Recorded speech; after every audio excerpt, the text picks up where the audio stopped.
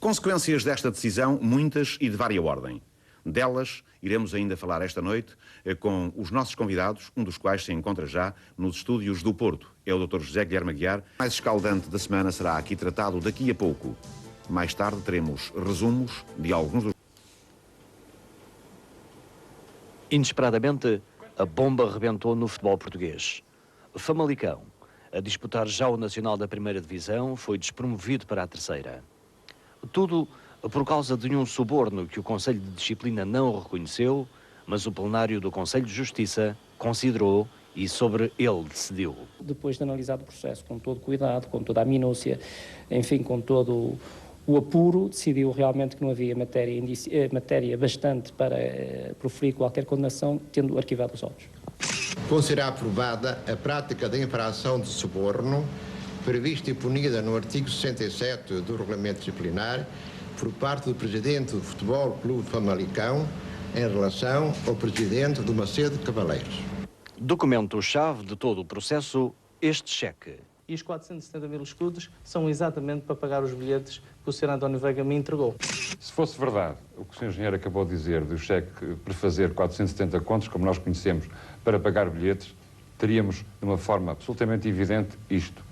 Só na bilheteira do jogo Macedo Cavaleiros Famalicão, apenas 30 pessoas teriam comprado bilhete porque o mapa financeiro desse jogo, ou seja, todos os bilhetes vendidos nesse jogo, fizeram um total de receita de 480 contos.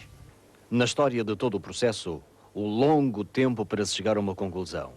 Facto acontecido a 8 de maio e denunciado a 13, só a 17 de agosto o Conselho de Disciplina se pronuncia. Interposto recurso, só a 2 de setembro o plenário do Conselho de Justiça decide. Da história de todo o processo, algumas perguntas ficam ainda sem resposta. Que competências? As dos Conselhos de Disciplina e de Justiça federativas? Que formação? A dos dirigentes desportivos? Que seriedade compensa os dinheiros pagos por quem gosta de futebol? É sem dúvida uma história já longa e também uma história triste. Para já, o que se sabe é tudo aquilo que faz parte de um imenso dossiê que se arrasta há 3 meses.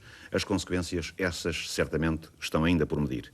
Connosco no Porto temos 2 convidados, exatamente o Dr. Laurentino Dias, que é o vice-presidente do FAF, e também o Dr. José Guilherme Aguiar, que é o advogado do Famalicão. Começava por perguntar ao Dr. Laurentino Dias, já que ele disse na última quinta-feira que talvez já nem esperasse esta decisão do Conselho de Justiça, o que é que o levava a alimentar essas dúvidas? Bom, as dúvidas dessa decisão traduzem-se no natural e razoável ceticismo com que o FAF veio apreciando as sucessivas decisões do Conselho de Disciplina e do Conselho de Justiça relativamente às questões que foi pondo e, portanto, a dúvida relativamente à decisão que eu, na passada sexta-feira e não quinta, disse que teria em face de um resultado, traduz exatamente a sequência lógica de uma série de decisões, algumas das quais, obviamente, não entendi e considerei injustas. Traduz, no fundo, também a situação do FAF completamente alheio à máquina federativa, sem conhecer, e recordo, a título só de curiosidade, numa das mais recentes reuniões de direção do FAF, dizíamos nós brincando uns com os outros que não conhecíamos sequer pessoalmente nenhum dos senhores membros do Conselho de Justiça. Bom, tratava-se de aguardar serenamente, aguardar com muita calma e paciência, com muita dignidade a decisão que o Conselho de Justiça havia de tomar e veio a tomar, digamos com ceticismo, pois é óbvio, depois de uma série de decisões que não reconheceram aquilo que o FAF dizia já de então ser a sua justiça. Dr. José Guilherme Aguiar, como jurista, como é que lê estas 2 opiniões tão díspares, uma do Conselho de Disciplina, outra do Conselho de Justiça? Ora bem, estas opiniões são efetivamente totalmente diversas. Na minha opinião, como jurista, eu penso que a primeira estaria correta e a segunda, que eu só conheço nas conclusões e não conheço nos fundamentos, no texto geral do acórdão, parece manifestamente incorreta em 2 questões que me parecem pertinentes. A primeira é uma questão prévia que se punha de saber se a Associação Desportiva de FAF seria ou não parte legítima neste processo isto é, se teria ou não legitimidade para intervir nele, não como denunciante, não como carreando as provas que lhe viessem chegando ou que tivesse conhecimento para o processo, mas que agisse nele como parte principal do processo. Aqui, realmente, nada faria levar a crer que o Conselho de Justiça tomasse esta decisão, porque em todos os processos e em todos os recursos que eu tenho conhecimento no Conselho de Justiça, inclusivamente há bem pouco tempo, em que a Associação Desportiva de Faf também recorreu, e que foi julgada a parte ilegítima, essa tinha sido a decisão unânime da primeira secção do Conselho de Justiça. Por isso nada me fazia levar a crer que outra questão fosse levantada, e essa era uma questão prévia.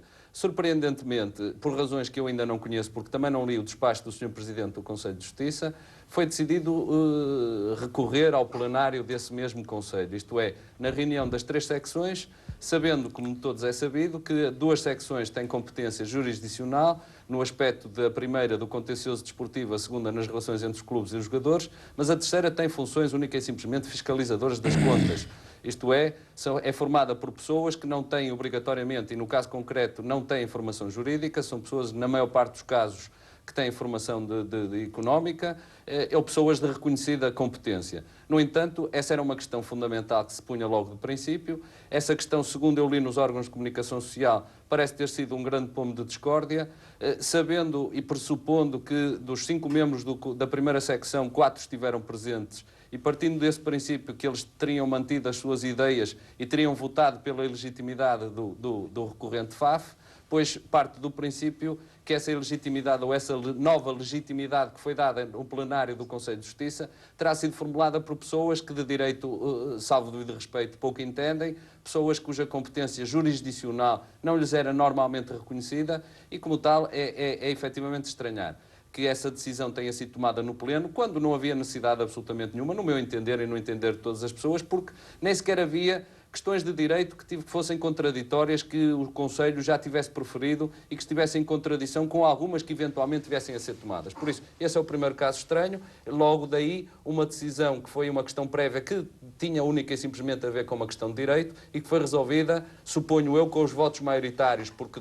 também sei que dos 5 membros da terceira secção, que é das contas, 4 estariam presentes, o que quer dizer que foram essas as pessoas que votaram por uma questão de direito que a mim me parece profundamente errada e que irá trazer consequências extraordinariamente graves para o futebol, pois a partir de agora, em qualquer questão que um clube, que diga respeito a um clube, os 19 clubes que o acompanham na primeira, na segunda ou na terceira divisão serão parte ilegítima, que terão que ser notificados, poderão intervir em qualquer momento do processo e, como tal, isso vai criar uma confusão tremenda na instrução dos processos, na elaboração dos recursos, na notificação das partes e se as pessoas acusam que o processo já era moroso, mais moroso ele ainda se vai tornar. Muito bem.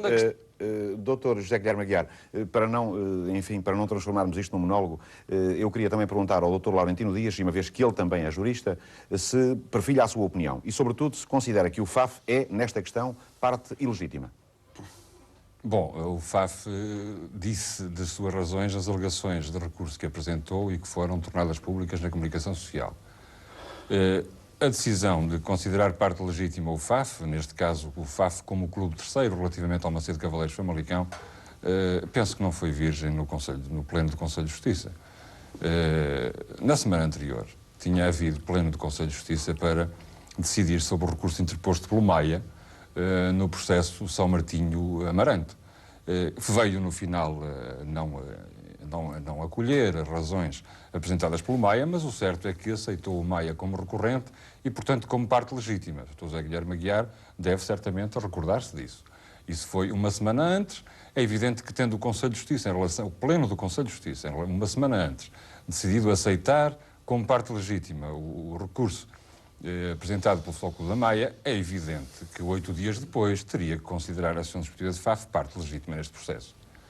É óbvio que o próprio regulamento disciplinar diz que são parte legítima terceiros diretamente interessados na decisão e pergunta-se, sinceramente, como é que não poderia considerar-se o FAF diretamente interessado nesta decisão? Tanto estava que as consequências da decisão foram qualquer coisa como o FAF transitar da segunda para a primeira divisão. Julgo que isso são circunstâncias profundamente importantes para que não se esqueçam. E quanto à decisão do Pleno do Conselho de Justiça de atribuir a legitimidade ao recurso do FAF e, portanto, apreciar as alegações